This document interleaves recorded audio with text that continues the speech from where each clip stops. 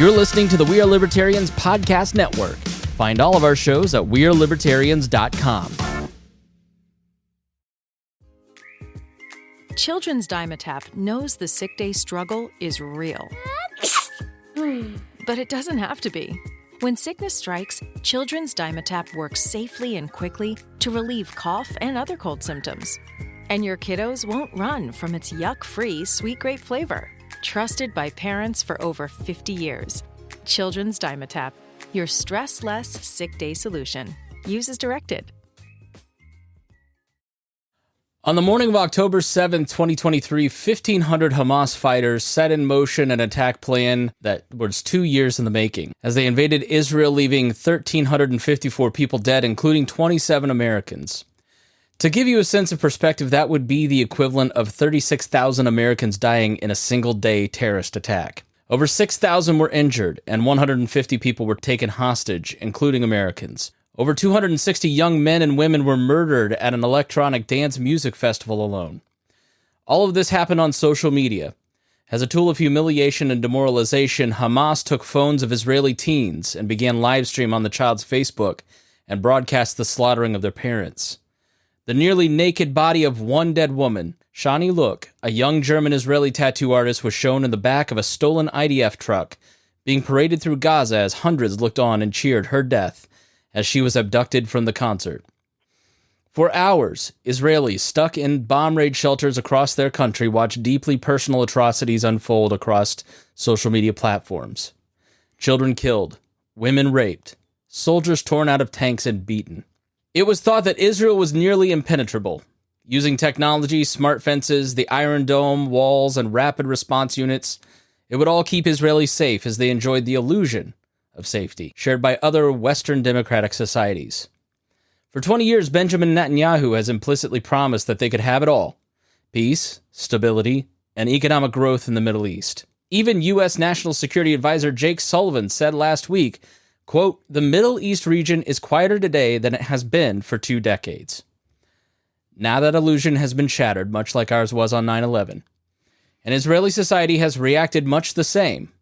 Over 150% of the Israeli Defense Force has volunteered to fight. Soldiers online are begging civilians to stop sending them care packages.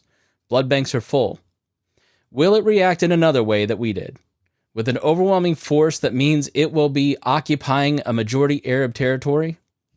In anticipation of a ground invasion, Israel has seized the Gaza Strip, cutting off food, water, and electricity and dropping a catastrophic amount of bombs on the territory, saying that they can no longer aid their enemy. The Gaza Strip is 141 square miles and 25 miles long, roughly the size of Las Vegas, Nevada, or Chattanooga, Tennessee. While Vegas is home to 646,000 people, over 2.3 million human beings live in the confines of a territory not quite a part of Israel and not its own state. Bordered by Israel to the east and north and Egypt to the southwest, it is the third most densely populated political unit in the world. And given an unusually high fertility rate that peaked in 1991 with each woman having almost 8 babies, 43.5% of the population is 14 or younger, with a median age in 2014 of 18. 1 million of these 2.3 million are registered with the UN as refugees. The majority descend from refugees who were driven from or left their homes during the 1948 Arab-Israeli War in what they refer to as the Nakba, or catastrophe in Arabic. Many are saying now that this is the second Nakba. Today, Israel told 1.1 million Gazans in the north that they must leave for the south.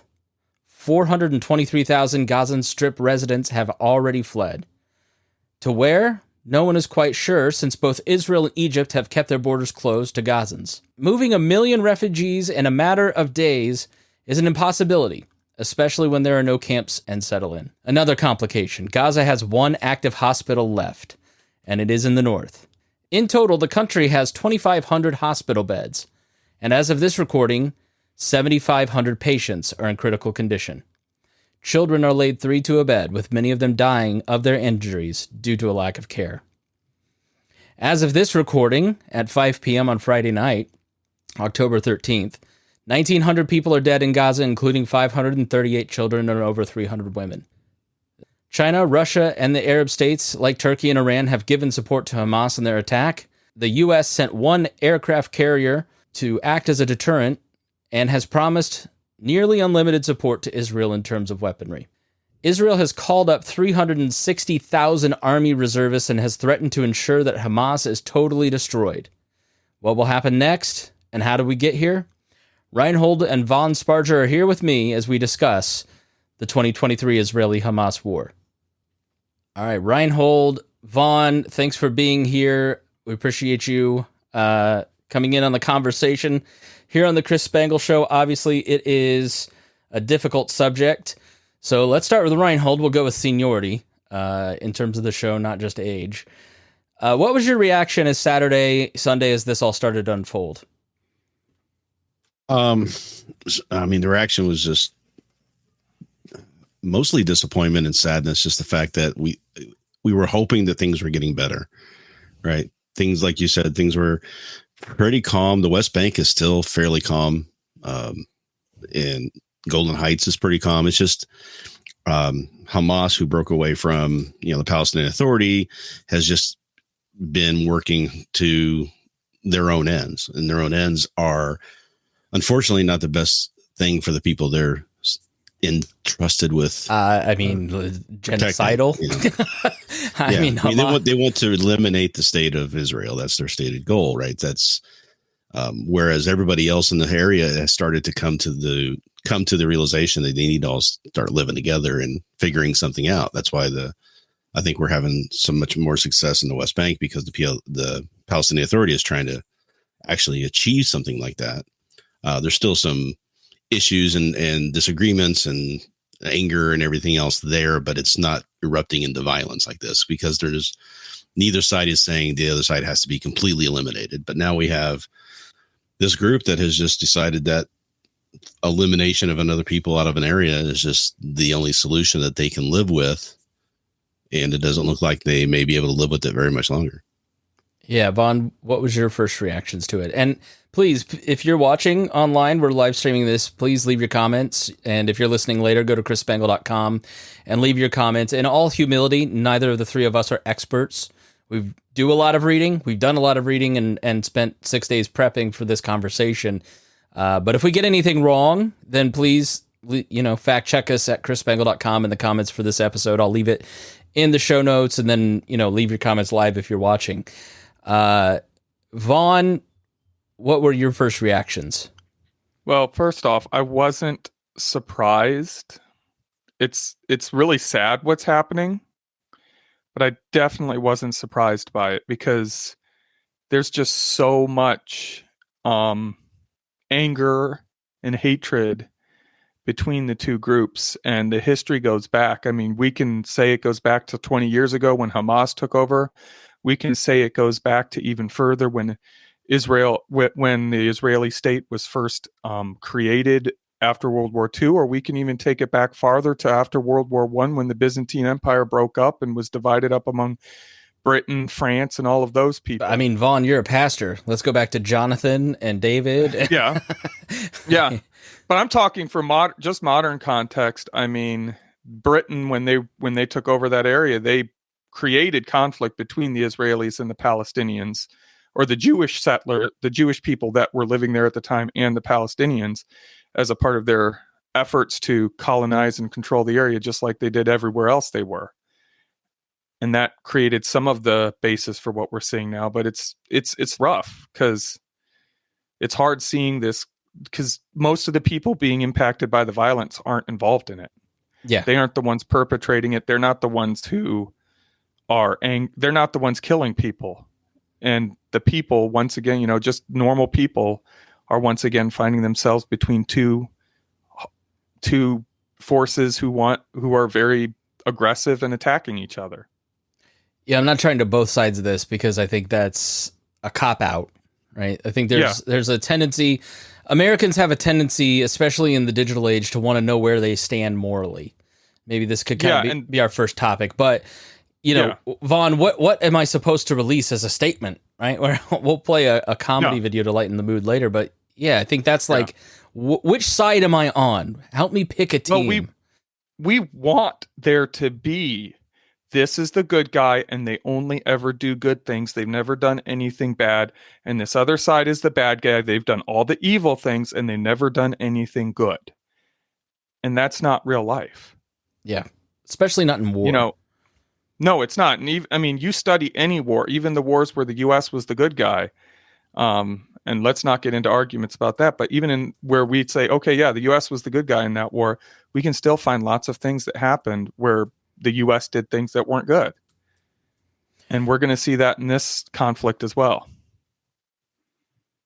So to give kind of shades of the conversation that I think people see online, first and foremost, the job here for my show, for our show, is to help you understand what you're reading and to get you to read more.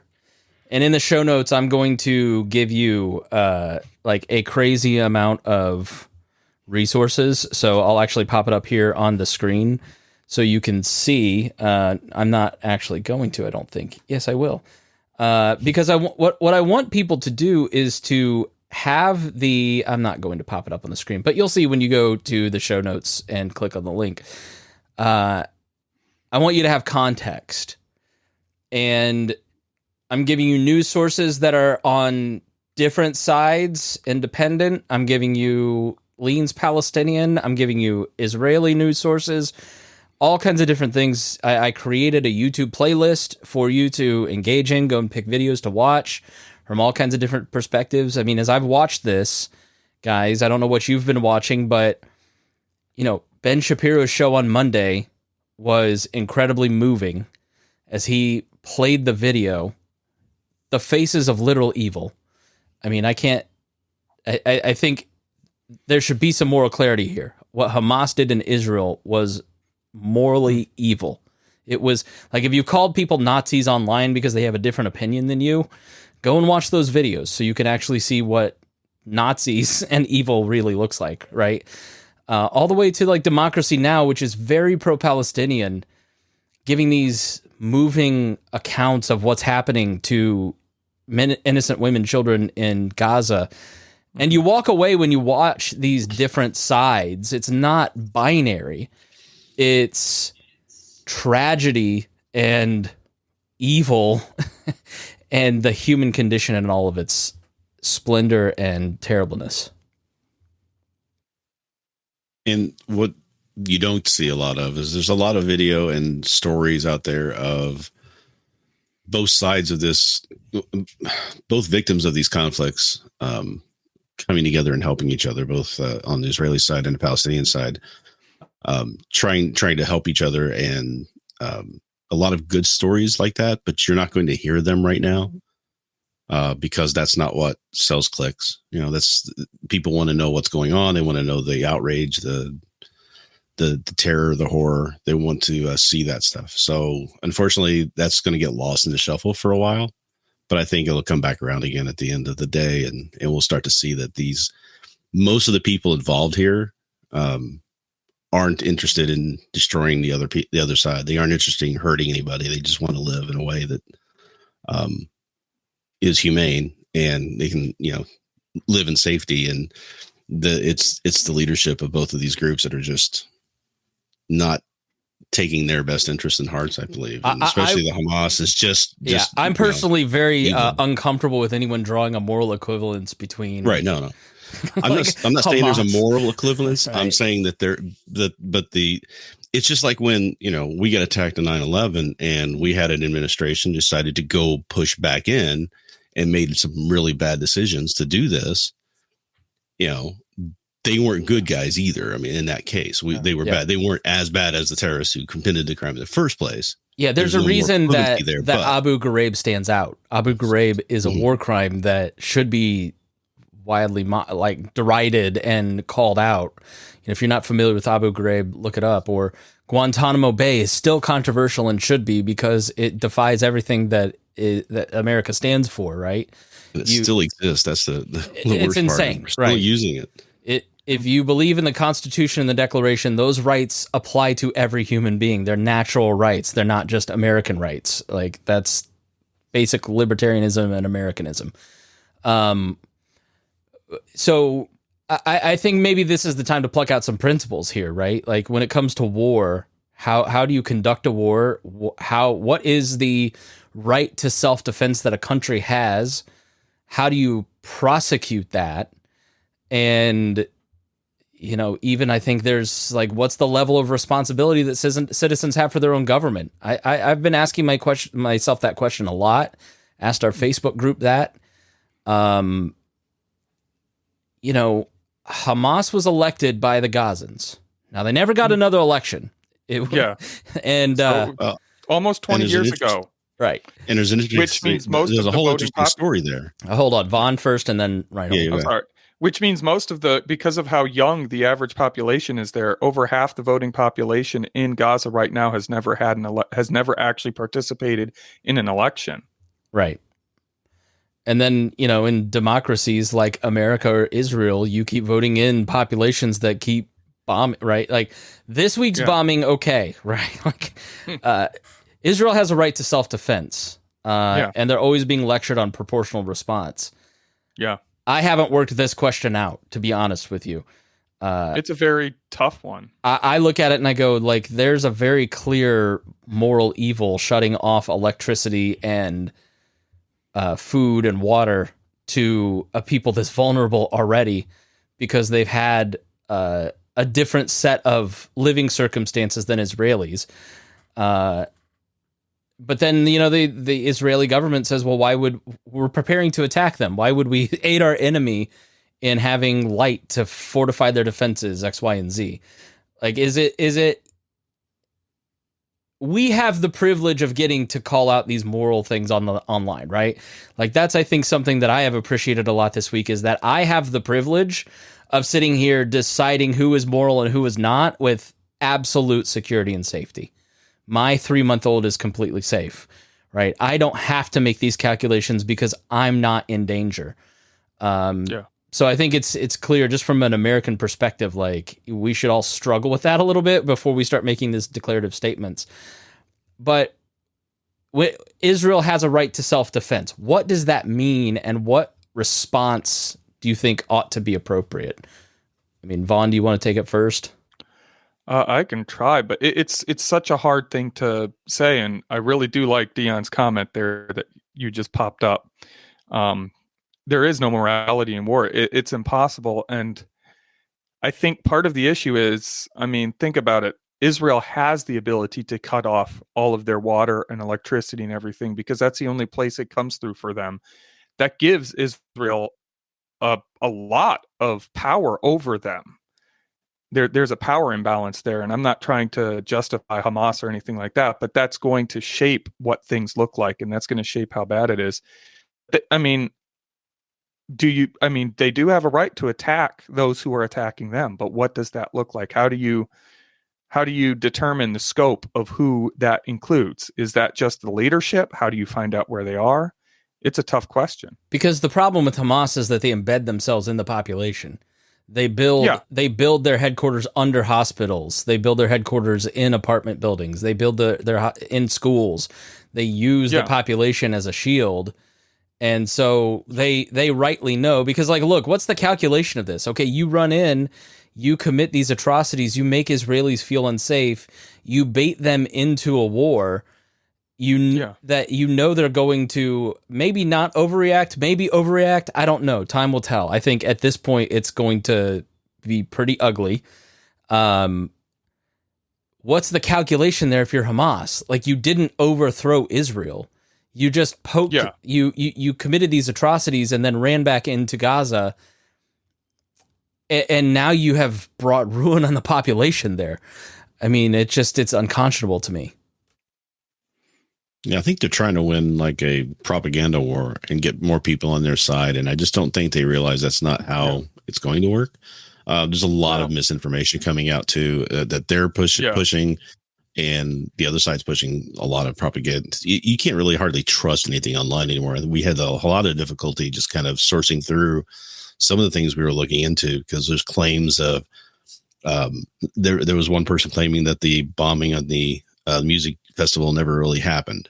You know, there's that kind of stuff that's being stated out there, and it's hard to combat a lot of stuff because people just haven't really learned how to train themselves into looking at what's online and critically applying it, whether it's true or not, and finding that. But we have a history that we can look back on too, when you have situations like this with terrorism that we've personally been involved in. Like we went into Afghanistan thinking we were going to overthrow the Taliban, right? And we spent 20 years fighting a war there that was trying to be a situation where we didn't kill innocents as much as we could possibly do it. We tried to hold back there. We did bombings that did kill innocents that we weren't, as careful about as we should have been. And after all that time, all we did was just strengthen Taliban, because now they have an enemy to rally everybody around. Look at what these people coming in doing to us. And I don't know if that's going to be the situation that's going to end up there,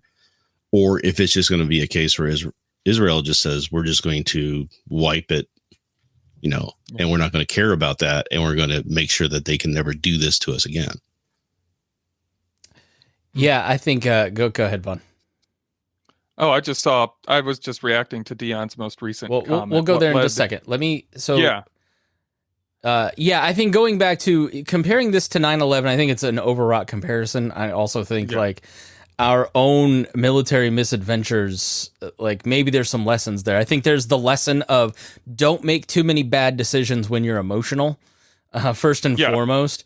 That would be my caution to anyone from Israel who's listening. Probably not. But that's hard to do when you feel like you're under attack. Yeah, when that illusion of safety has been shattered. But if you go back and listen to our 9/11 episode from a couple years ago, from the 20th anniversary in 2021, we essentially had in Afghanistan the leadership of Al Qaeda, and could have we demolished them with like 6 F-16s, right? Like we flew in, we have the superior air force, we destroyed that, and then we had bin Laden, and then for whatever reason, it's very murky, the Bush administration and the military let Osama bin Laden go, and they didn't capture him. And then obviously the war, the nation building piece of that was where America basically broke the country. It led to where we're at now, in all of the fighting, in Trump, in Joe Biden being president, like all of the dysfunction, right? And the idea that the Israelis are going to send in all of these troops and occupy Gaza, to me, it's more like Fallujah than Afghanistan, because in Afghanistan the Taliban fought like soldiers. In Iraq, it was a lot more house to house guerrilla warfare. That's why Iraq wasn't won and didn't go well, and Americans lost stomach for it, and it was never built up. We didn't do any nation building. We basically collapsed them into Iran's arms. And that to me is like the big lesson here is think about what you're going to do. Yeah, you may think, or you may have the right to go in and decapitate Hamas, but I don't know in history that there has ever been an example where a military of a country has gone in and decapitated the terrorist group that they're trying to subdue. Like ISIS may come close, but I think ISIS sort of ran out of steam and everybody went home. And look at the cost to Syria and the Kurds in the process of doing it. Yeah. You're never going to fix the problems that these wars are caused by with war. It just isn't going to happen. And when you're just reacting, war is the way you react. Yeah, it really takes a strong look back to say, okay, how has this really started? What was really the cause of what's going on, and how did this happen? How did Hamas get in charge of that area? Because they broke away from the Palestinian Authority. And I've been doing some reading and finding out that a lot of it has to do with some intervention that the United States did, right? Mm-hmm.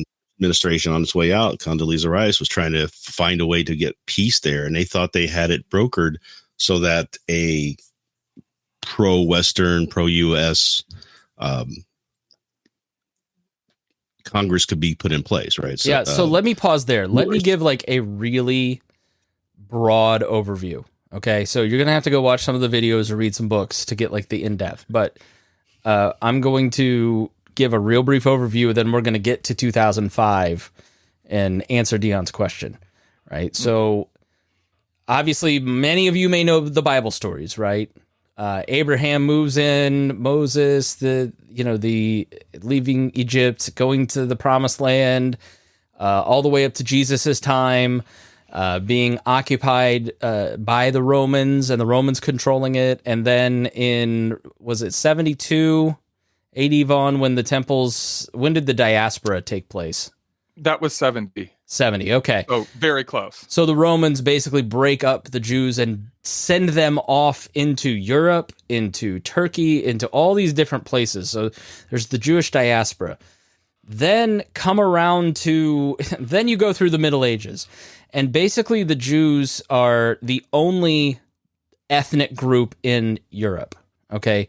I'm not going to say white because white didn't exist in Europe at the time, because it was the Gauls and it was the Swedes and it was the Picts and the Anglo. Yeah, right. So it's all these different groups. But, then once Christianity comes along and the continent gets converted to Christianity, the different are the Jews. And it became very easy for the kings of Europe through the Middle Ages and the Renaissance even to blame the Jews for anything bad that happened, because they had the divine right. They talked to God. They were blessed by God. They were able to blame the Jews for the plague.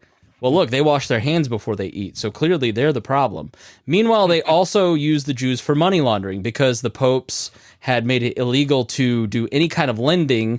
They outsourced it to Jewish citizens who amassed an immense amount of wealth. So after the plague, when everything falls apart, all of a sudden those kings start confiscating the wealth of Jews and sending them off into Central Europe, which centralizes the Jews between Russia and Germany and in Poland, which leads to pogroms.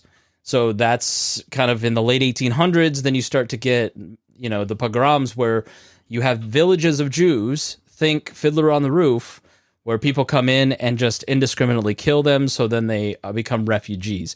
So the history of the Jews is being a people of refugees. And then they're all centralized in Central Europe. The Holocaust happens. Let me jump back. So in the late 1800s, as the pogroms are taking place, the Zionist movement starts to form within Europe. And there's the Zionist Congress that takes place. And to combat this, the Russian Secret Service comes up with the Protocols of the Elders of Zion, which is really the foundation of most of our modern conspiracy theories. I'm going to have an episode on it soon.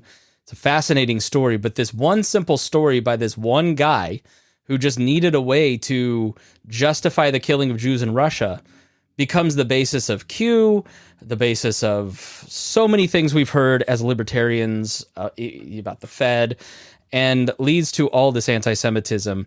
The protocols were on the book, the nightstand of Hitler. Henry Ford used to promote them heavily in America in the early 20th century. But it was set off by the Congress of Zionists who start to advocate for a homeland back in Israel. Look, this is where we were from. This is our promised land. We deserve to be there. We're a refugee people. If you're not going to let us live here, let us live there. Help us. You control the region. So then the Holocaust happens.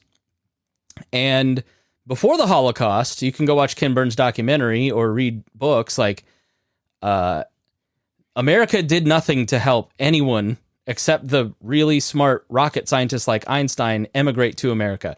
Everybody in the administration and FDR's administration knew what was happening in Germany. The idea that the world was bamboozled by the Germans is a fiction. Every single person high up in every European government knew what was happening and refused to let the Jews immigrate. And then they let them be killed, basically. You could have opened the borders, but FDR wasn't going to take that risk. Churchill wasn't going to take that risk because the populations were so wildly anti-Semitic that you were going to pay a political price for it. So the Holocaust happens. There's also the Balfour Declaration. So during World War I, the British government basically says, you know what, you're right. You need a homeland, and it solves our problem because we can just resettle you somewhere where you won't be near us. And it sets the stage. People start to slowly immigrate to Israel. European immigration of Jews picks up in the 30s. Holocaust happens. Then 48 Israel is formed, essentially. And then there's a war. So Israel gets formed in 47. 48, there's a war. And it's Israel versus all of the Arab states around it. And they win. And during that year, you also had the dispossession of the lands of the Palestinian people that lived there, and they were forced into Gaza. And so, that's the West Bank was carved up. And then along the way, I'll put a timeline in the show notes if you want to look at it. Israel eventually takes the Sinai Peninsula. Then they negotiate it back with Carter, gives it back to them. There's the Oslo Accords in 93, where Israel agrees to actually have a two-state solution where the West Bank and Gaza would become their own Palestinian state. Then both sides do things that completely erode the trust. That means that's not going to happen. Meanwhile, Israel is settling in the West Bank, settling in Gaza, and dispossessing of Palestinians in agreed upon Palestinian land, which angers the Palestinians. You also have Yasser Arafat and the PLO, who through the 70s and 80s basically is a terrorist who is attacking Israel, but eventually becomes a peacemaker. But then in the early 2000s realizes he's losing the Palestinian people and becomes a terrorist again, right? So it kind of gets us up to 2005, when Ariel Sharon decides that they no longer want to occupy Gaza, okay? So they uproot and move all of the Jewish settlers and the Jewish people living in Gaza and move them back into Israel and give all of their greenhouses and houses and everything and schools and everything to Palestinians, and basically then proceed to seal off Gaza over time. And that's where it gets to what Rhinehold is talking about. The Bush Doctrine was basically where the American government, George Bush in particular, thought that democracy could work in places where there were no democratic institutions. That democracy is just this wonderful idea, Vaughn, that if you just introduce the Arab people, Indians, the Chinese, anyone to democracy, that they'll love it so much that they'll feel empowered that they'll participate in it. When in reality, I think that's free markets. If you start to, I did a show with Brad Lips on foreign aid this past week, and it started to help me think about this. It's like when you have non-government organizations help local communities build businesses and build community organizations and start to build institutions, then you can start to create the conditions for democracy. You cannot just come in and overthrow elected representatives or dictators or whomever and say, you're a democratic government now and everything's going to work out. It's a foolish lesson. And if we don't like who you elect, we will overthrow them and make you do it again. Right, exactly. And I think that's a lot of the problem is we say we want to make these places democratic, but we're not willing to accept whatever they choose. Right. Except kind of we did in this case, right? So they had another government in mind that they wanted to win that election. And they thought they had the numbers. They thought they had everything was going to be fine, but they didn't calculate on some things. So Hamas, for all of its horribleness that they do, they have been taking care of the people, Palestinian people. They build schools, they social programs and everything else to get them on their side during this time where they're getting ready to have this election. And the election was between Abbas's basically PLO party, Palestinian Authority Party, which was kind of the establishment that had been working with the international community for a long time. And then there was the upstart Hamas group, and nobody expected them to win. And then when they won, everybody just washed their hands. It was to the point where they wanted to, they said, we think we got this, so we want the election to happen now. And they were getting pushback saying we need more time to get this set up. We need more time to make sure we get the proper buy-in from the people and everything else. And they said, no, I think we got the numbers. Let's do it. So they forced an election that really the area wasn't ready for. And it ended up Hamas won by like 54% or something like that, 54 to 40 something percent. And that's the last election that's happened in Gaza. Yeah. Right. And if you notice the Palestinian Authority, they're still working with Israel. The West Bank is actually not is nowhere near as terrible as what is going on in Gaza with Hamas. So we know what's going on there. They got themselves elected and then just said, okay, we're done. We're good. We're in control now. And they've been making probably the lives of those people not that great either. Yeah. And they haven't had an election since. Mm-hmm. Yeah. I think there's also one thing that came out of that Brad Lips conversation about foreign aid. I was watching, a older documentary about how great Palestine was and like how beautiful it is. And it's, it's on the ocean and it's near Egypt and like Israel takes all of the blame usually for the situation of the Palestinians in Gaza. Mm-hmm. But where's Iran? Like, look at Egypt. Look at the growth in the Gulf states and the oil money that has built up Bahrain, Abu Dhabi, Qatar. Like, if they really cared about the Palestinian people, why did they never help them develop any kind of civil society? Muslim states like Iran never helped them build any kind of economic opportunity. Iran and their puppet, basically Hamas, have kept the Palestinians in as much limbo as Israel has. And so, like, you think that if you were their ally, you would have done things to help them build up the Palestinian people. But, like, Hamas takes all the water pipes. Like, they have no sewage systems in Gaza, for instance, because when other states or foreign aid, like from Japan comes in or Israel tries to build like sewage pipes, water pipes, they take those pipes and turn them into missiles. Like these Hamas really are truly evil people.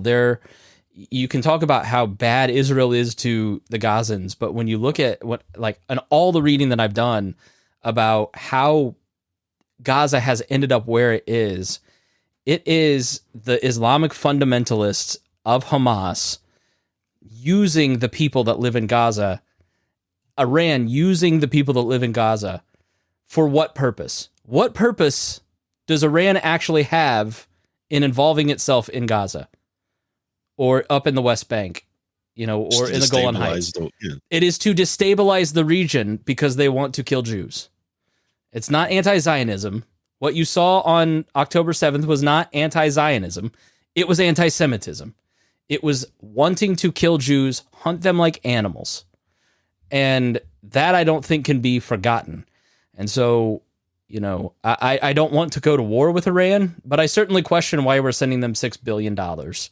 And why we're negotiating with Iran when they have basically helped build these conditions in a much more significant way than I think even Israel has. And I know it's, as a libertarian podcast, we're supposed to blame America first and then Israel and then maybe Hamas.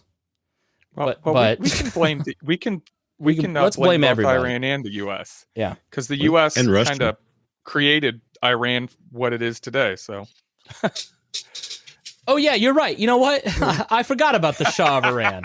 I know, Rhinehold, you were actually part of the CIA operation that destabilized them. You're so old, but yeah, we did create the Ayatollah Khomeini. Yeah. Did we not? You're right. Yeah, yeah, we set that up to make that happen. So, all right, good. I'm glad we could get back to blaming America first. It wasn't like, and that's another thing, is we weren't setting out to do that, but it was just missteps and not paying attention and not thinking through. Yeah, because we were not happy. We were not happy with what democracy was doing in Iran because they were what's the word? They were taking the British Petroleum. They were saying, hey, all your stuff is ours now because this is our country. And the deals we had with you weren't fair. You forced us into them. So we're just taking all that back. And so then the US to be fair, oh, we can't do that.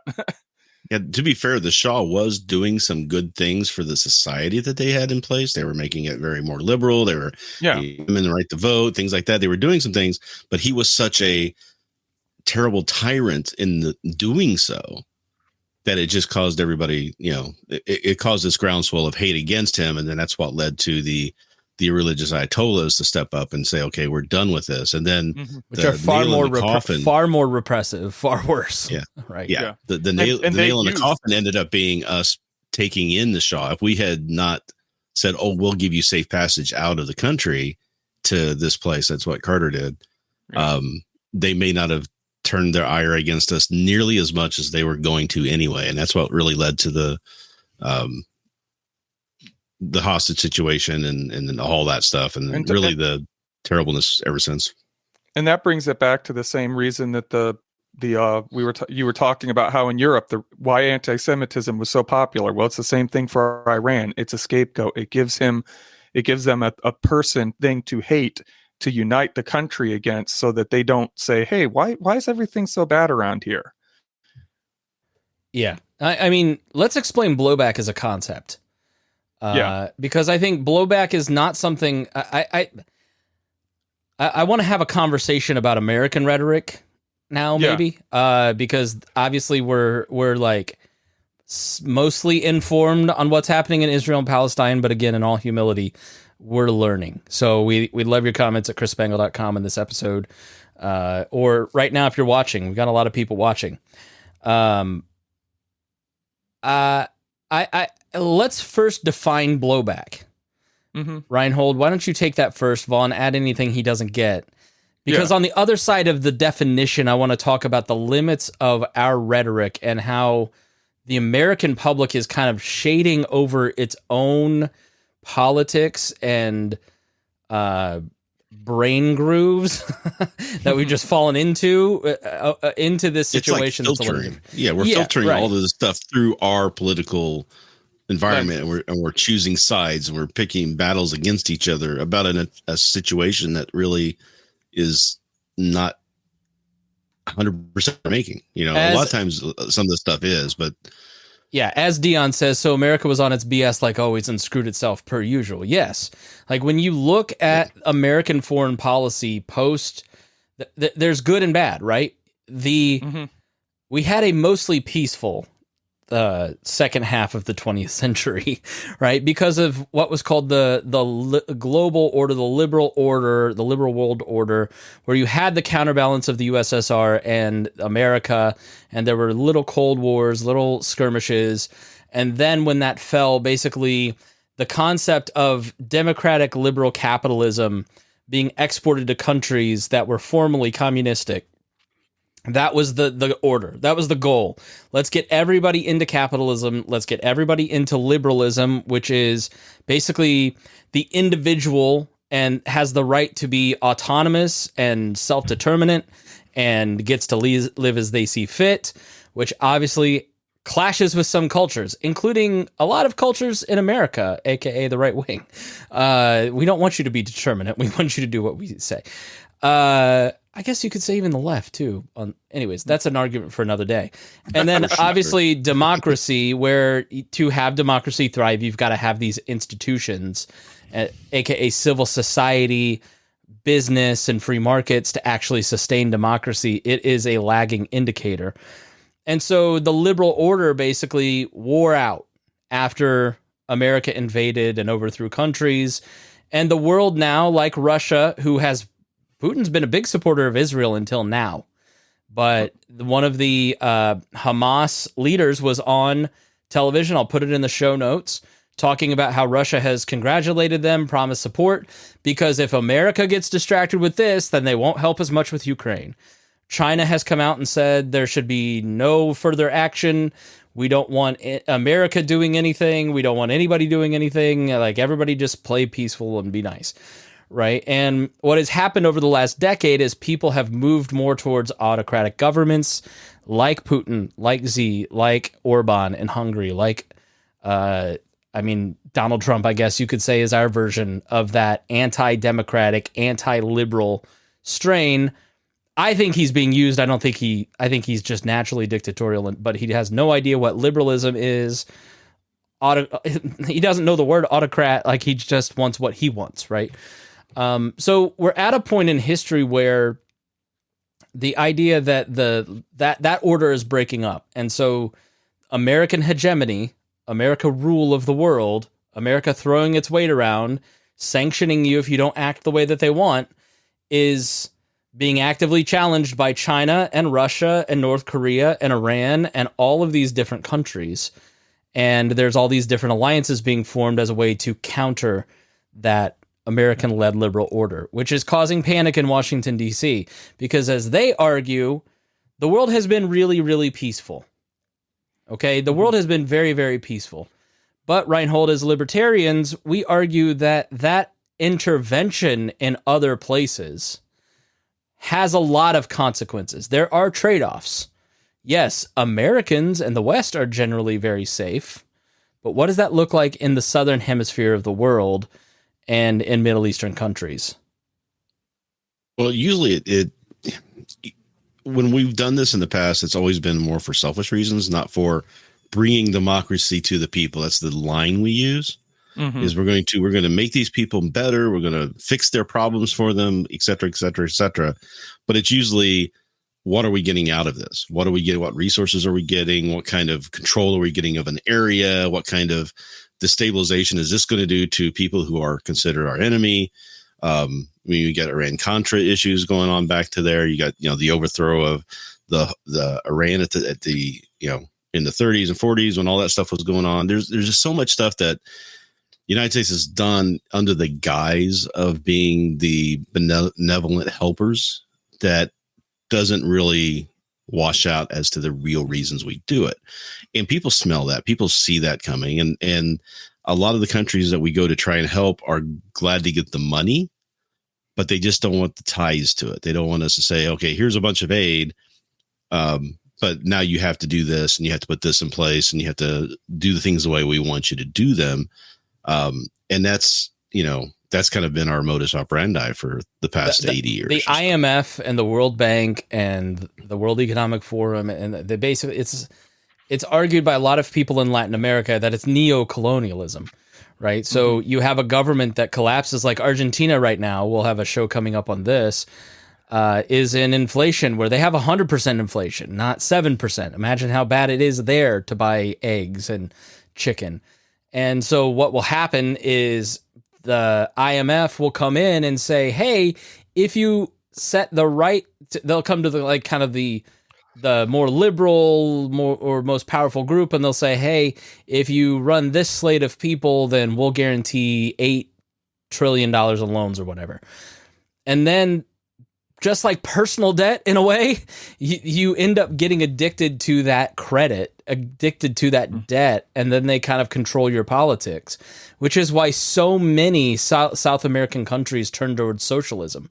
People in South America are Catholic, pro-family, entrepreneurial, pro-life, conservative, patriarchal in a lot of ways. Like, they're not, leftists with pink hair wanting socialism because they've read a bunch of Marx. They want socialism because Hugo Chavez comes along and says, these guys are robbing us blind and I'm the only way to stop it, which is also happening in places like the Arab Spring in 2012.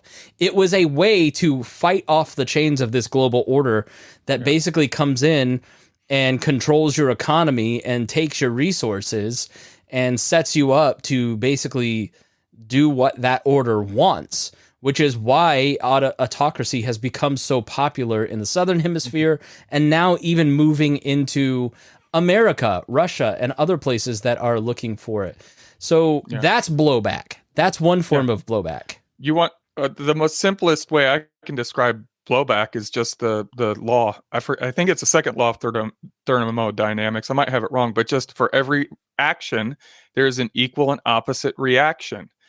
And anything that you do, especially when it's force, is going to create a reaction. And one thing about blowback is, even if the action that we are taking is completely justified and the right thing to do, we still have to understand there will be blowback. Yeah. Because that's how it happens. And so even when, I mean, where did we get the term blowback? It was a CIA term trying to explain the fact that no matter what we do, whatever we do, there will be a reaction to it. And that's the blowback.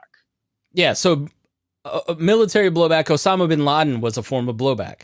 Yes, exactly. American foreign policy and the liberal order was doing all of these things that the liberalization of these countries, they didn't like it. They didn't like that women in Afghanistan were going to school, which is a form of liberalization.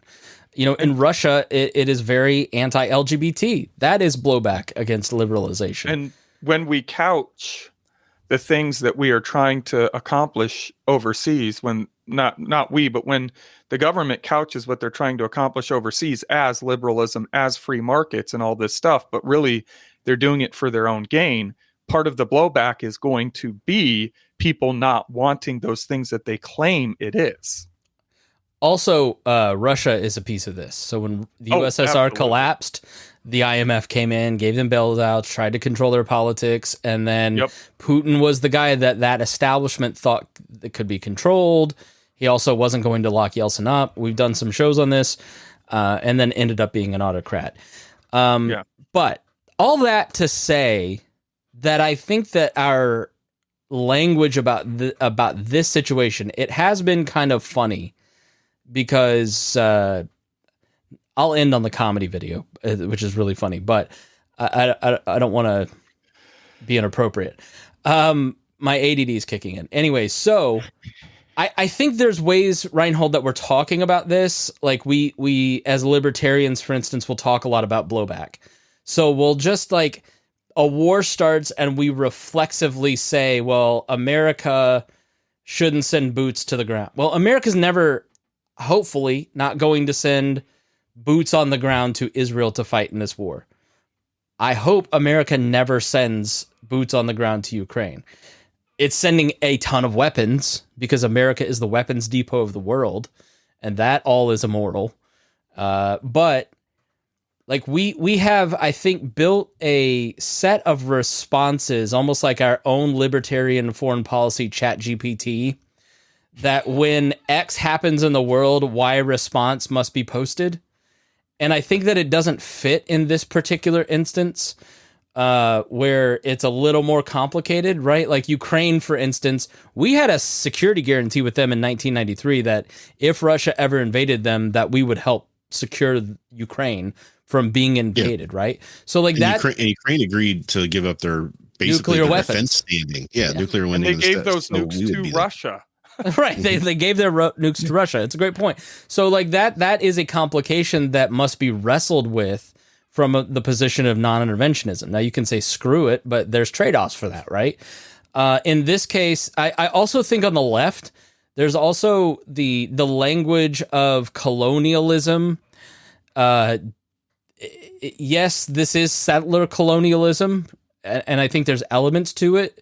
But I don't think it's as easy as like the French going into Vietnam. The French aren't Vietnamese. The French had no reason to be in Vietnam except to steal resources. The French weren't kicked out of Vietnam 2,000 years ago and then promised by the world and the UN that they could then settle in Vietnam as their new country.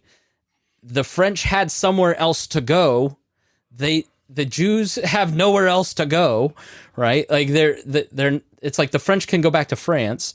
So I think there's like there's some piece of that I see on the left and in the anti-war right, anti-war libertarian establishment in terms of colonialism and blowback, that I'm not saying those things aren't those things, but I'm saying that the language that we're using to talk about it doesn't actually respect the complexity of the situation, Rhinehold.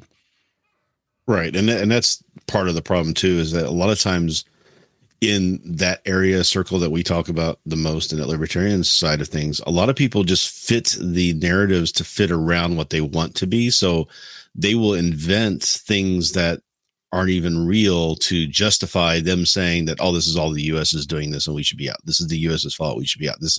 It's almost like you can predict, who's going to say what. It doesn't matter what the situation is, because the idea of anything to do with war being nuanced in any way just doesn't fit their black and white narrative that they have built for themselves. It's all or nothing, yes, right or wrong. And so they try to justify their views on things by twisting everything they can, and they'll buy into propaganda that fits their narrative, and they will reject information that takes away from their narrative. And we see that not in just the libertarian circles, but in the rest of society, especially United States society, where that happens. But we see it a lot in our circles, right? So yeah, that's just unfortunate that happens, because every situation is different, and there's a difference between defending, somebody who's being aggressed against, and intervening into countries we have no business being involved in. And I think a lot of libertarians don't see that difference. If there's war, we should stop it. And they almost sound like pure pacifists in a way. And I don't think that they mean to come off that way, but it becomes like, we should never defend against somebody who's aggressing us unless they're aggressing us personally. If somebody else is getting aggressed upon, we should just stay out of it. Let whatever happens. Yeah, there was an exchange between Josh Ekel, who runs the Classical Liberty Caucus, who basically said Israel has a right to self-defense. And then Jacob Wingerod, who runs the Biblical Anarchy podcast, replied, if one innocent civilian dies, it's against the libertarian principles, which is, it's war. So that's an insane standard. But I asked the question to the Facebook group that is in the show notes if you want to join and argue this point. Like, not what side are you on, but I'd just love to hear people's thoughts on it, because I theoretically, again, to Mary's point here, she says the Jews are purposely starving the innocent people of Palestine. They blocked their way out of the country. Their purpose is to take the remaining land of Palestine. We covered some of that early. So Mary, if you didn't catch that part of the show, make sure you go back and listen to where we talk about that. I don't disagree with Mary in any of those 3 points. And one thing we didn't fail to mention too is because we were talking about other countries giving aid. Why was it announced? So Palestinians are being told to go south to get away from the northern part of the area. Yet Egypt has said they've completely blocked off their access out of there. So they're locking them in. It's not just Israel blocking them into that area. Egypt is doing it too, because they don't want them in their country either. Tony says, geez, how did you come to that conclusion? Tony, I need to know more context about your sarcasm. I appreciate it too. Hody says, I agree. It does get a little nationalist and socialist when we identify and blame ourselves, America, exclusively. Got to recognize individuals and other people. And he also says pure pacifism for the win. Yeah, I think this is where we almost get a little bit paternalistic about talking about the Palestinians, for instance, because the Palestinians do have agency. They are 100% in a weaker position than the Israelis. But they also have leadership that could find other avenues than killing innocent people to start a war, to get their civilians bombed, to ensure negative press, which will put pressure on. Like, the point of it was basically I heard somebody say, they think of it like, if we just make the colonizers uncomfortable enough, they'll leave Israel. Well, they wanted to create blowback. Right. They want to create the blowback so they can then use it, right? Those are fundamentally evil people. Hamas is pure evil, right? But I think the world, Israel, not Hamas, there's no arguing with them. There's no negotiating with them. Everybody in Israel that says you cannot negotiate with Hamas is right. Hezbollah, these people want to wipe Israel from the face of the planet. It's in their charters. But you look at Arafat, you look at Abbas, you look at the Palestinian Authority. They like watching this documentary about the Oslo Accords. You yearn for the terrorism of Yasser Arafat, because he was it was like some random car bombs, not what we saw on the 7th. When I was growing up and watching all this unfold in the 70s, I was just struck with the fact I would see these military tanks and you'd have people on the other side throwing rocks at them. That was the extent of the fighting at the time, right, because that's all they could do. That was, and now they're getting all this aid. Yeah, they're getting this aid from Iran and everybody else now to try to pump them up to give them the ability to fight back. But it's like that was the situation, in the 70s. But where I'm going with this is the scripts. As much as our response to these things, as we tried to find some moral position so we can pick a team, like, the scripts of the people in power are also outdated and perverted. Just like I said about, the Arab countries could have helped develop Gaza and develop civil society to help their people out of poverty. That's not on the table. Egypt could, America could call Egypt today and say, instead of paying for $400 million in bombs to go to Israel, we're going to give you $400 million to build refugee camps in Egypt for the people that live in Gaza. That's a peaceful solution, right? And I'm sure they would go, well, we want to resettle in Israel, but I don't know. I can't solve that problem. I don't know what to tell you. It's not going to be solved in my lifetime. But like I'm saying, there have to be other ways to find peaceful solutions to these things that the American government, the United Nations, which I don't know what it does, the Palestinians, the Israelis, the Netanyahu government, like there's all these scripts that people are just falling into and repeating that continue in this cycle of blowback, and it's never going to stop, and we're just going to continue to keep killing children on both sides. Let's go to some of the comments. Dion says, you can't mind your business if your business is meddling in other people's business. That's a really good point. Anita says, the only way through is peace. Couldn't agree more. John says, it's one thing to keep everyone else out of the fight. It's another to jump into the fight. USA should be the ring that allows the combatants to fight. So, John, are you saying that, we kind of do set the terms? Basically, we have them on a leash. Mary says, basically, I made the point that that Hamas wants to kill Jews, and she says as much as Israel wants to wipe Palestine off the map. I don't agree with you. I think if they wanted to, they would have done it decades ago. They have the power, and they have There are elements within Israeli society and Israeli government 100%. that want to do that. Just like there are elements within the Palestinian society and government that want to do that. Hamas. Unfortunately, Yitzhak Rabin was assassinated in 1993 for signing the Oslo Accords, for being the Israeli prime minister that said they deserve their own state. He got killed by the right wing. Mm-hmm. It's just in Palestine right now, Hamas, those who believe that are the ones in authority, in power. Anita says, no teams, innocent people keep getting killed on any side is wrong. There must be compromise. So yeah, I think we all feel that way. I think it's politics, man. We'll start to wind it down here, but the reality is politics. Someone said on Twitter the other day, someone in a think tank guy said there needs to be a political solution to ending anti-Semitism in the academy, because Harvard and all of these groups wrote basically a statement of support of Palestine. And so now there's like this big fight that, to me, it's like Americans don't know how to solve the problem, and it's too complex, and they don't want to spend the time and effort understanding the problem, aka that they are part of the problem. So they find something else to argue about, which is Harvard and the academy, because it fits neatly into these like post-pandemic alliances, right?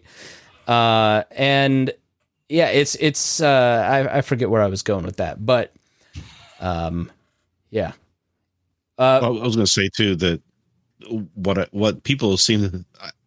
I find it interesting that people think that anybody just sitting around on a chat room or on a podcast or, talking on social media is going to solve the problem when the greatest minds have been trying to figure this out for decades. It's not that easy of a fix. It's not like, why don't they just do this? Yeah. My point was, he said we need a political solution. But the problem is a guy like that thinks that a political solution is going to solve anti-Semitism.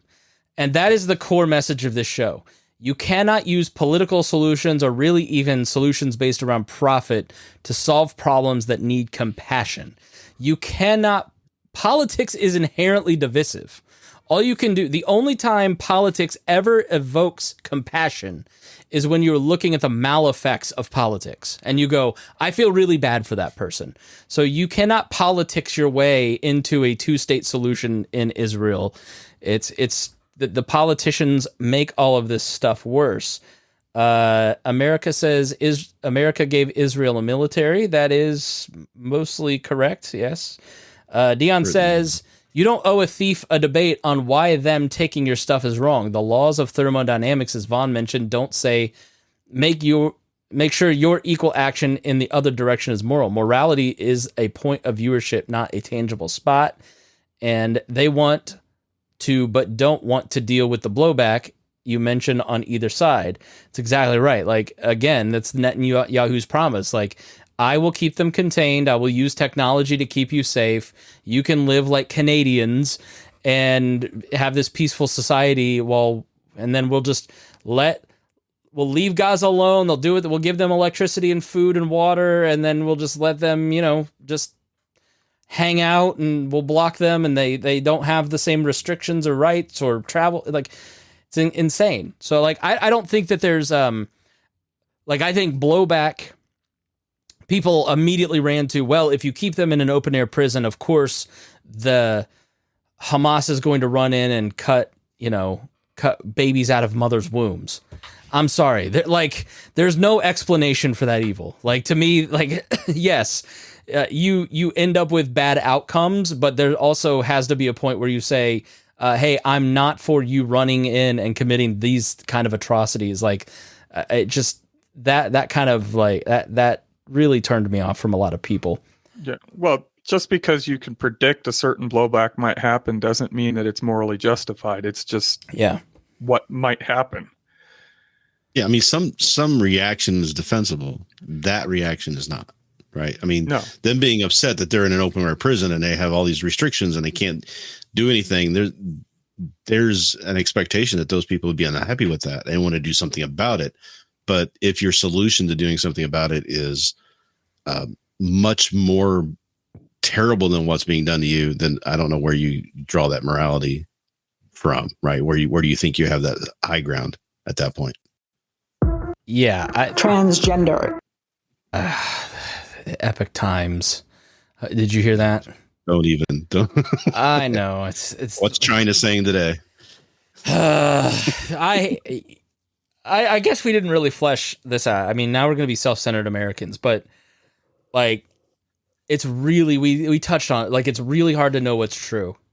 Like, it's very obvious. If you go and watch that Ben Shapiro episode where he plays basically 45 minutes of the atrocities, you can see with your own eyes. But then he also posted the Israeli government released the photos of the burned babies, which then somebody on Twitter put into one of these AI checkers, and it says it's AI. But then when I put it into the same checker, it said it was not AI, right? So it's like, but the guy who said it's AI and all the right-wing anti-Semites are dunking on Ben Shapiro because he posted fake news when they didn't do their own. They're just like, it's, you don't know what to believe, right? Or the picture, the other picture of the baby that he posted was supposedly like a dog in a cradle, and they manipulated the photo, and that could all totally be true. It's like the Ghost of Kiev. That was totally fake. Yeah. So it's like really hard to know what is, like, all these little gotcha points. That's why I think if you're just online, Vaughn, don't play the gotcha game of like, see this, and if Joe Biden says, I've seen beheaded babies, you shouldn't believe anything Joe Biden says, because Joe Biden doesn't even know what Joe Biden thinks. and can't even tell the truth about what Joe Biden says or does. So it's like, don't retweet Joe Biden as some sort of authority. Vaughn, thoughts on reality online? Well, I mean, this is a war. And as we should learn every time there's a war, and we should have learned with Ukraine, as you said, the Ghost of Kiev, you cannot trust what you hear coming out of war zones, especially when it's breaking news. Sometimes it's going to be right. Sometimes it's going to be accurate, but a lot of times it's not. A lot of times it's going to be purposely or sometimes not purposely inaccurate because we just don't know all the facts. I mean, we have more access nowadays to instant news than we've ever had in the history of the world. But even then, just perspective of who gets the news out can change the entire perspective of what's happening. So we just have to be really careful not to just trust everything we're hearing. I thought it was... we used to... Go ahead, Rhinehold. So we used to have like large news organizations that would put people on the ground, embed them in there, and then we would get a lot of good information from them. And then that fell by the wayside because everybody was doing this independent journalism and using Twitter for that. Well, now Twitter's to the point where you can't trust anything on Twitter because there's nobody doing any fact checking there. And we've already seen that that's being manipulated by both sides, but especially Hamas on the propaganda stuff that they're putting out there. They're putting out videos. You see videos of this happened, this horrible, terrible strike happened. You find out it was something that happened 3 years ago. It wasn't anything related to do with this. And it's, a lot of bad information out there. And it's almost where you can't even filter yourself through it. And Musk took out all the people who were doing the fact checking. He got rid of all of them because we don't need that because everybody has free speech, right? I don't know. Community notes. Community notes seems to be he's gotten rid of them. He got rid of community notes? Yeah, he's getting rid of those. He's blocked the community notes on this whole. It's like, why are you doing this? And just because somebody did a community note that made him look bad, because he took away titles on news articles, so to just see the picture now. So everybody was making their own story on what the news article was, because nobody was ever going to click on it. So somebody did one saying that he was a pedophile, and then the community note said, well, this is just to show how bad this is. He's not really one or whatever. And he getting rid of the notes were there, so he gets rid of that, and it's just like you can't trust that anymore. When you embed a link in Twitter now, it just shows you the image. It no longer shows you the information because it's a link or anything. Yeah, I don't know if it's to drive clicks. So the long-standing secret of Twitter is it's useless. If you're a digital marketer, it does nothing to help you. I don't know if he's trying to fix that problem or what it is, but he keeps claiming that it makes it look better. It's prettier. It's just, it's not the point of using Twitter. Twitter was my favorite. Twitter was good for a lot of things, especially related to this type of situation where people who were in situations like this could make statements and get their news out, get their story out. But now it's just being used by propaganda rings and all these groups of people who are taking over other people's Twitters and stealing them and using them for this purpose, and it's becoming unusable. The institutions we trusted to be telling us how things really are, when we found out that they weren't doing that, it eroded all trust in them, and just no new institutions have come about. And all of them were working for the government. Yeah, and so part of the issue there's no financial incentive for them to build that back up again anymore. It's just like when the Gutenberg press first came out. You couldn't trust anything that was printed, and over hundreds of years, institutions began to develop to tell you what was believable and what wasn't. Yeah, one of the things that was a bummer is I was putting that list of videos together. There's a video playlist of all kinds of different explanations from different sides, from people that I know that look, I don't trust Max Blumenthal, but maybe you should hear his point of view. I don't trust Ben Shapiro, but we should hear his point of view. So it's, but Vox did a lot of great explainer videos, and they fired their department of video people. Yep. And Vice had the best embedded journalism, taking you through the tunnels that Hamas had built, and that's gone. Like all these great groups that did all this great embedded journalism that really helped you get a good perspective of what was happening on the ground no longer are producing because they all unionized, and you can't unionize in media, unfortunately. Let's just wrap up with some comments before we go. Belinda says, if you ask me, the government seems like the problem. I like you, Belinda.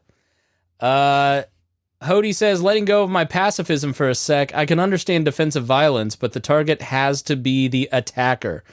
I think that's the clearest thing. I don't care if Hamas embeds, like, you're just leveling the place, turning it to glass, as Republican politicians say. Total violation of human rights. I agree, Hody.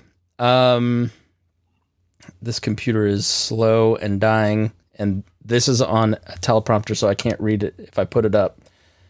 Oh boy. Here we go. Hold on. Let me plug this in. Maybe I can get this to work. It's on my old Mac. We may have to just skip the comments here.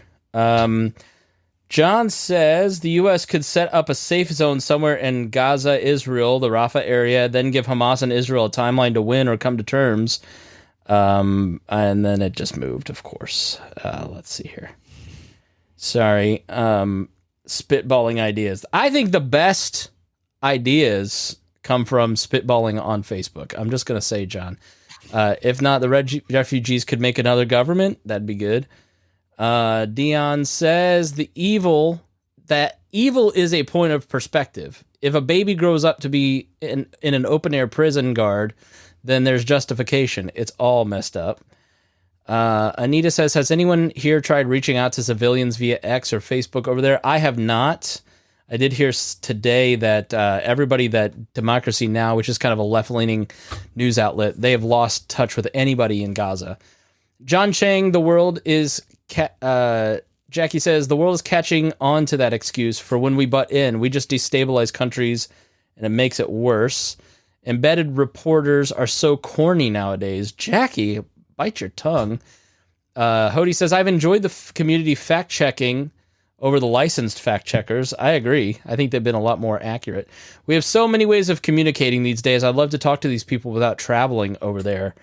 And Hody says, type community notes in X, may intend to delete them, but they're still very much up. So, funny video by a comedian named Ryan Long. It's fantastic comedy writing. But he puts... I was thinking this, the problem today is we've built like these alliances post-pandemic that like everybody's sort of allied. But then when these older topics come up that everybody is like Israel and Palestine are very old arguments, right? So everybody who was like me coming up in politics during the Bush era, your little Republican brain starts going, oh, we need to protect Israel. And then your new non-interventionist brain goes, but what about the Palestinians? And then it fights internally, right? But then there are some people like, I actually had the opportunity, I don't know why, former Senator and Governor Brownback did not want to come on this program, but so a group reached out to me, and Brownback is a very like conservative Christian senator. And I'm guessing his people may have just looked at my website and said, I'm not going on a libertarian podcast. Because I was going to ask him, like, why do Christians just like support Israel? Like I'm a Christian. Vaughn's a pastor, right? So why do we support Israel? Because God's covenant transferred from the people of Israel to anyone with the Holy Spirit, and everything was broken. And I know there's verses in there that say, well, you've got to honor and protect Zion, but like to me, like you're missing the point. Like, I don't know. So I think there's a group of Christians, Vaughn, that like want to usher in the new age. But I put out a John Hagee video that answers this question. Whole episode. Yeah, right. That's a whole episode. I'll let John Hagee, the pastor from Oklahoma that believes all this, answer the question. It's in that YouTube playlist. But all that to say, like, there's all these like all of a sudden liberals like Matt Taibbi are now best friends with, monarchist right wingers. Like, so there's all these new alliances, but then when one of these old issues comes up, people don't know where to go or what to actually believe. And it's sort of funny to watch. But this comedian, Ryan Long, I think put it into like a really funny video that kind of makes fun of that particular point of view. And I'm just slowly padding as I try to pull this up. So here is Ryan Long. Make sure it'll be in the show notes if you want to share it. Now I still haven't weighed in on Israel-Palestine. I honestly don't know who to post. Usually it's easy. BLM, bang. Ukraine, bang. COVID, bang. Hey, did you do your Israel-Palestine post yet? I've never missed a stand. So who'd you go with? I look at my phone, I see a lot of Republicans supporting Israel. So I go, maybe stay away from that. Then I see a lot of the people we've been calling Nazis supporting Palestine. But then get this, the people that we've been calling them Nazis with are happy Israel's getting attacked. Riddle me that. But there really is no easy answer here. Did you do your Israel-Palestine post yet? No. What does your manager think of that? I'm retired. Oh, you don't have representation right now? Obviously, I was at the front lines of getting mad at Kanye West when he was doing the anti-Semitism stuff. Everyone was thanking me for standing up for the Jewish community. So naturally, I'm seeing this happen. I go, okay, we're back with the Jews again. I see Kylie Jenner post for Israel. I think, okay, the word's in. Then boom, she's getting killed on every angle, so it's not Israel. So I start doing a bit more research. I'm seeing queers for Palestine. And generally, you want to be on the side of the queers. If you look at the things, you're not going to get in trouble if you go with what the queers are saying. Then Mia Khalifa, who we obviously support, is posting with the queers. And she's getting fired from her job. The whole reason I'm posting this is to get in better standing with my job. And by the way, I started to see the "Your Silence is Noted" post popping up, so we're running out of fucking time here. If you had to pick, who would you say? I would stay out of it, like I told you. But if you kind of have to choose, which is sort of what a situation I feel like I find myself in. But you don't understand, I gotta post to support one of them. I know to you, it might be like, oh, who cares what he thinks? A buddy of mine booked a Geico commercial from his Ukraine TikTok, so it happens. Feels like we like decolonizing. What is decolonizing? Is that just like killing the people? It's a difficult situation. That's literally what I was saying, man. Because normally it's pretty easy. I don't know what the answer is. This one's, I just want to post one of the flags and sort of be done with it. It's tougher than you think. I'm getting yelled at if I post Palestine. I'm getting yelled at if I post Israel. It's starting to feel like, if anything, I'm the victim here. I'm looking on the internet. I see Jews for Palestine. I kid you not. Also, I'm watching the parades. We're talking Times Square. Between me and you, when I see a bunch of brown people having a parade, I think it's a pretty safe bet to be on their side. Never failed me before. I mean, people are probably texting each other right now, wondering where my statement is. Israel, though, probably, right? Yeah. For me, it's a little more complicated as a Gentile, you know what I'm saying? Maybe if I look at who's getting censored, that's a good place to look, like follow the YouTube warnings. And then I'm looking at UN women, I'm thinking, you know, follow the SNIZ, whatever the women say is usually pretty good. They're just posting random shit that has nothing to do with it. Trans lesbians or lesbians. Can I just go with that? Just like a random blanket post. Just be like, hey, lesbos, just so you know, lesbos with dongs are still lesbos. Stop avoiding the dong lesbos. I can't, I feel like it's the wrong move. Are you going Israel or Palestine, you thinking? No English. Oldest trick in the book, my friend. I wish I could do the same. Okay, so like if Native people in America took down some girls at Coachella, I'd probably be like with the natives against me, right? Like that seems right. I can talk to my representation for you if you're... No, it's okay. Palestine's got to have Jewish people there, right? Like Palestine, isn't that... Am I being messed with here? Hey, you ever seen a wealthy person or a wealthy family or a jet owner? Like, I got a jet, I'm sorry, you know? I'm starting to feel like I'm the victim. I love that line. It's the best line. I know, yeah. I'm starting to feel like the victim here. So, yeah, it was a really funny video. It'll be in the show notes. So, all right, Rhinehold, final thoughts. Just final thoughts are just, I hope that we find some sort of solution eventually at this. I pray for everybody. And as an atheist, you know what that means. So, not a damn thing. Not a goddamn thing. My heart goes out to hoping that some semblance of sanity raises its head before what we predict is going to happen this weekend happens, and maybe we don't see nearly as much atrocity and bloodshed as we're afraid is going to happen. Dion says, good job, guys. Thank you so much, Dion. Thanks for the comments. Hody says, good show. Y'all love the quick history and breakdown and insights. Thank you so much. And if you guys like this, please make sure you subscribe to the YouTube channel, subscribe to the Chris Spangle Show on your podcast app, and leave a nice comment. Let me be honest with you listeners. The Mises guys have really done a number on my comments and reviews. So please go rate and review on Spotify and iTunes. Vaughn, final thoughts. War is horrible. And it's just, I mean, we need to figure out ways to, the solutions to what's going on right now. They were things that needed to happen 25 years ago. Yeah. And war is horrible, and we need to do what we can to help people so they don't get to the situations where they feel like these are valid ways to deal with these things. My final thoughts are that it is, and one last comment, Belinda says, amen, I agree, sir. I think it's going to get a lot uglier. So we didn't really get into the future because we don't know the future. We're not going to predict it. This is not a sporting game. This is not a team sport. This is the lives of human beings. And I hope that you'll think I, as a father of a 3-month-old, saw a dad today in Gaza holding his dead 3-year-old son, and I'm still emotional about it. Seeing pictures of dead Israeli children makes me emotional. It's been a very long week for us in our house, and just having the experience of having a newborn, having a young child, and it not only do you not have as much sleep, so you're a little more emotional, you also just feel things. I think I feel things a little more now than I have in a long time. So this is not a team sport, and you don't have to win. You don't have to go on social media and pick a team. And you don't have to feel the weight of picking the right moral side. And I think sometimes in our culture, that video so illustrates the pointlessness of trying to look the right way. You don't need to release a statement. If you don't know what to say, don't say anything. I try on these situations now. Like I said, I learned from the Covington kid, who was supposedly in the face of the Native American guy, and I was like, that guy, that Trump supporter is horrible. And then it turned out it was a totally different situation. That was a real moment for me to start listening more.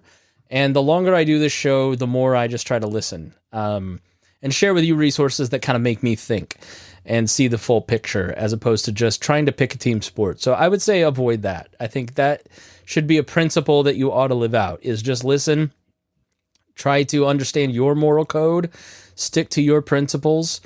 I think the ridiculousness of the Israeli government saying today that 1.1 million people who have no food, no cell phones, no refugee camp to go to, no transportation, no fuel, you have to wonder, why would somebody say something like that, right?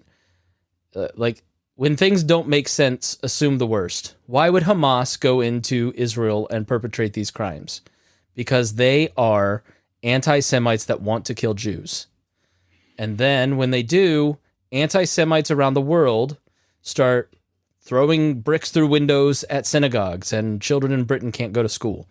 Anti-Semitism truly exists, just as anti-Arab sentiment exists. But there's something pervasive about anti-Semitism that I think we all need to understand and learn the roots of it. Try to root it out in our own hearts for sure. Just like I think we need to look at these situations like they're all human beings.